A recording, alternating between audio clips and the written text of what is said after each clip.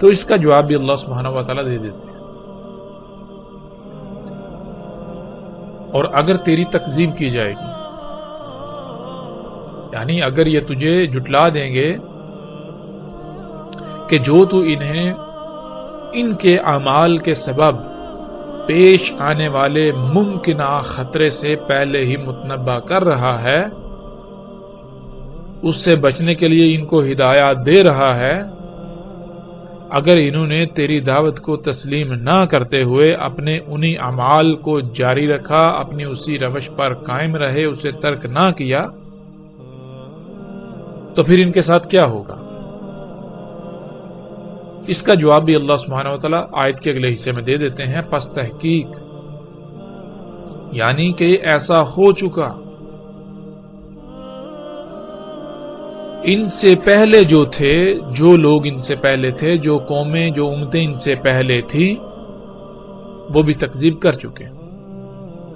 جب آئے ان کے پاس ان کے رسول، جب ان کے پاس آئے اللہ کے بھیجے ہوئے بینات کے ساتھ، بینات کہتے ہیں سب کچھ ہر لحاظ سے کھول کھول کر رکھ دینے والے، جب ان کے پاس آئے اللہ کے بھیجے ہوئے جنہوں نے ان قوموں کے، ان لوگوں کے اعمال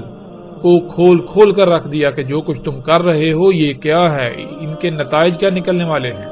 یہ تمہارے جو اعمال ہیں ان اعمال کے نتائج کیا نکلنے والے ہیں، ان اعمال کا رد عمل کیا ہے، وہ کتنا دور ہے. جب انہوں نے سب کچھ کھول کھول کر رکھ دیا کہ جس کو تم اصلاح کہہ رہے ہو، جس کو تم اپنے لیے آسانیاں، فائدے، آسائشیں کہہ رہے ہو، یہ اصلاح نہیں ہے، یہ آسانیاں، فائدے نہیں ہیں، یہ فساد ہے، یہ تمہارے لیے تباہی ہے.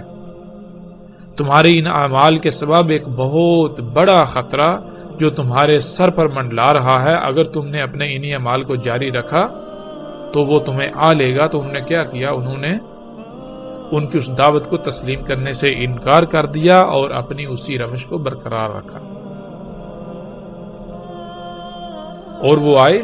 زبر کے ساتھ اور کتاب المنیر کے ساتھ. زبر کسے کہتے ہیں؟ زبر کہتے ہیں ٹکڑوں کو. جو اللہ کے بھیجے ہوئے تھے وہ کیا کرتے تھے کہ وہ اس وقت جو کچھ ہو رہا تھا، جو تباہیاں مچائی ہوئی تھی، جو فساد انسان کر رہے تھے، جو اعمال کر رہے تھے، ان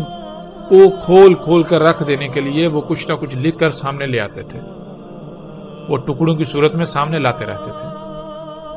اور کتاب المنیر، اور وہ جو ان کے ٹکڑے تھے وہ کیا تھے؟ وہ کتاب منیر تھی.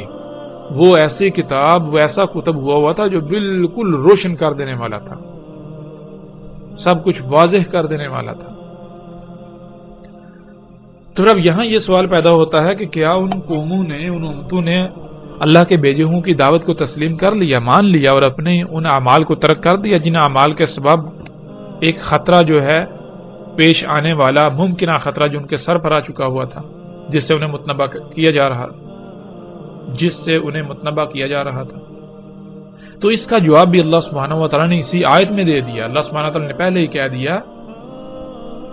کہ اگر یہ تیری تکذیب کریں گے، یہ تیری دعوت کو تسلیم نہیں کریں گے، جو تو انہیں کہہ رہا ہے یہ نہیں مانیں گے، یہ کہیں گے کہ ہم فساد میں اصلاح ہی کر رہے ہیں، ہم جو کچھ کر رہے ہیں یہ آسانیاں، سہولتیں، فائدے ہیں، یہ کوئی خطرہ ان سے نہیں ہے ہمیں.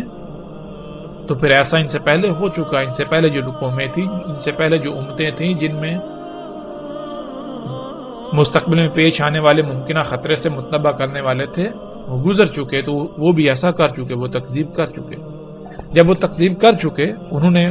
اللہ کے بھیجے ہوں کی دعوت کو تسلیم نہ کیا، اپنے اعمال کو ترک نہ کیا، تو کیا پھر ان کے اعمال کے سبب جو ان کے اعمال کا رد عمل تھا، ان کے اعمال کا رد عمل کا جو پیش آنے والا ممکنہ خطرہ تھا، کیا اس نے انہیں آ لیا؟ تو اس کا جواب بھی اللہ سبحانہ و تعالیٰ آگے کھل کر دے دیتے ہیں. اللہ سبحانہ و تعالیٰ کہتے ہیں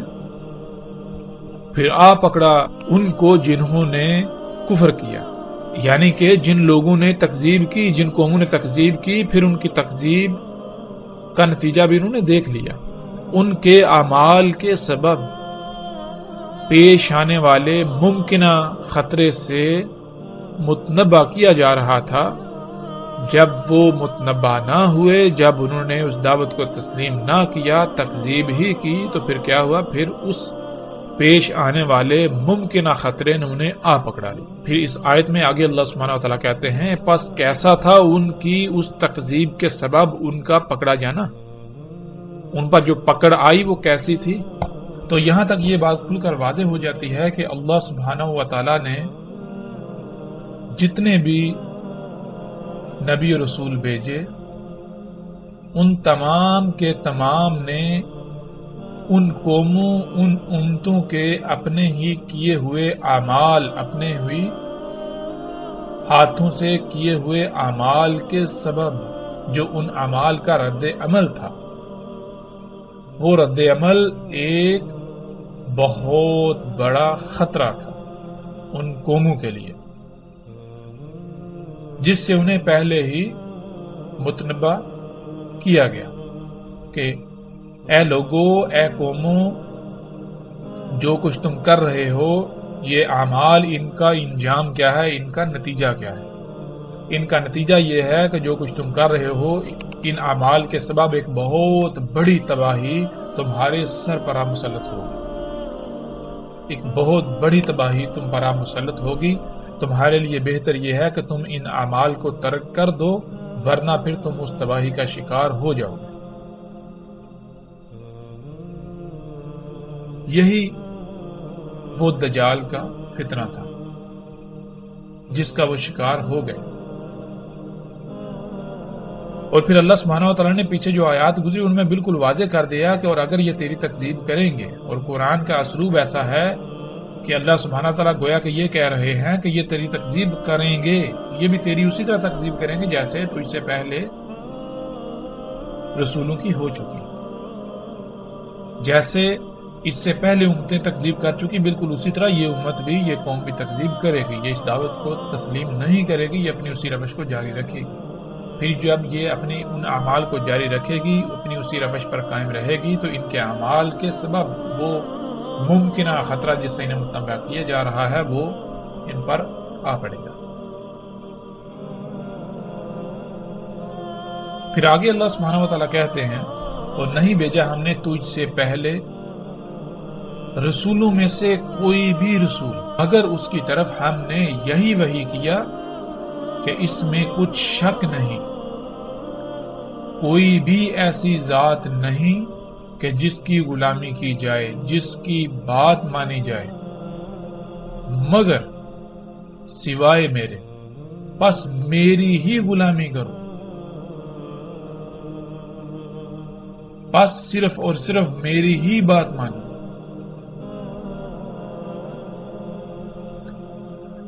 یہ آیت الحمدللہ مزید بہت ساری باتیں کھل کر واضح کر دیتی ہیں۔ وہ کون سے اعمال تھے جن اعمال کے سبب ممکنہ پیش آنے والے خطرے سے متنبہ کیے جا رہا تھا، جب وہ قومیں متنبہ نہ ہوئیں تو پھر اس کا شکار ہو گئیں۔ اس کی وجہ کیا تھی؟ اس کی وجہ یہ تھی کہ اللہ سبحانہ وتعالی کہتے ہیں کہ تجھ سے پہلے کوئی رسول نہیں بھیجا، کوئی بھی ایسا بھیجا ہوا نہیں، مگر یعنی کہ جتنے بھی رسول بھیجے گئے، ہر رسول کی طرف اللہ نے اپنے ہر بھیجے ہوئے کی طرف یہی وحی کیا کہ اپنی قوم سے کہو، ان لوگوں سے کہو، اپنی امت سے کہو کہ اس میں کچھ شک نہیں، اللہ کے علاوہ کوئی الہ نہیں۔ الہ کہتے ہیں ایسی ذات کو جس کی بات مانی جائے، جس کی غلامی کی جائے، جس کے پیچھے چلا جائے، جس کی مرضی سے رائے برابر بھی عمل کرنا۔ تو کوئی بھی اللہ کے علاوہ ایسی ذات نہیں ہے جس کی مرضی، جس کے حکم سے رائے برابر بھی عمل کیا جائے۔ اگر تم نے کوئی رائے برابر بھی عمل کرنا ہے تو وہ صرف اور صرف اللہ ہی کے حکم کے مطابق کرنا ہے، اللہ ہی کی مرضی سے کرنا ہے۔